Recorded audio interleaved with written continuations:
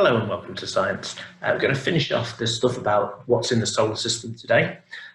So without further ado, we'll just whiz this up. This is what we saw last time.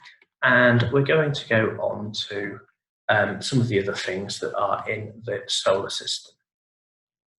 So orbiting planets, not all planets, but quite a lot of planets are moons. So natural satellites. Some of these are very big. Our own moon, for instance, is bigger than some of the dwarf planets. Some of them are very small. Some of them seem to go in the wrong direction around planets and they're captured asteroids. But the moons are orbiting the planets. There are also asteroids, which may be a broken apart planet. And this is main asteroid belt is between Mars and Jupiter, or it may be the remnants of a planet that never formed. Two different ideas about that. And they're basically lumps of space rock that can be from a grain of sand all the way up to dwarf planet size. So huge different variety of sizes there. They're generally orbiting between Mars and Jupiter. Occasionally, they knock into each other, knock each other out of orbit. The gravitational attraction of especially Jupiter, which is so big, can kick them out of orbit, and they can go hurtling towards other planets, including Earth. So that's something to look forward to. But generally, they're just going around. We've also got comets. Now, comets are very different to asteroids because they're not made of rock. They tend to be made of dirty ice, so ice with other stuff in as well. They have a lot of them have incredibly long orbital periods and very, very elongated orbits. They're not circles, they're sort of elongated like that with the sun going round.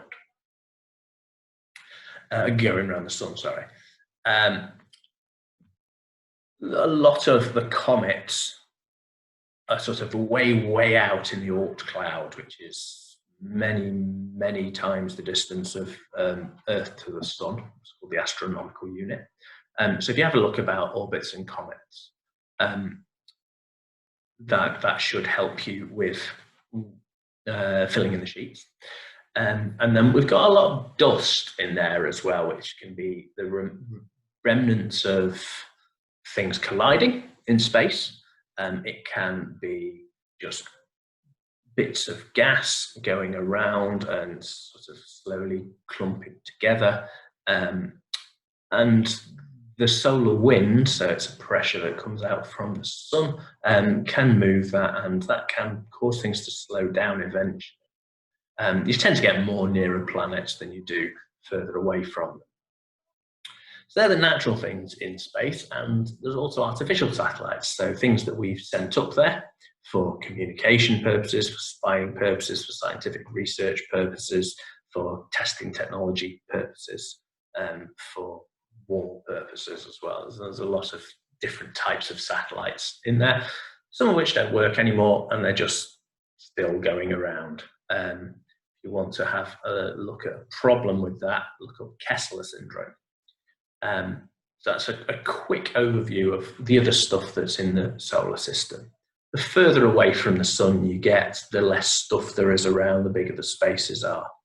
But the solar system does extend a long way, right out sort of into the Oort cloud. The whole thing's called the Kuiper belt. So hopefully that should give you enough information from these videos to be able to finish the first part of the work pack.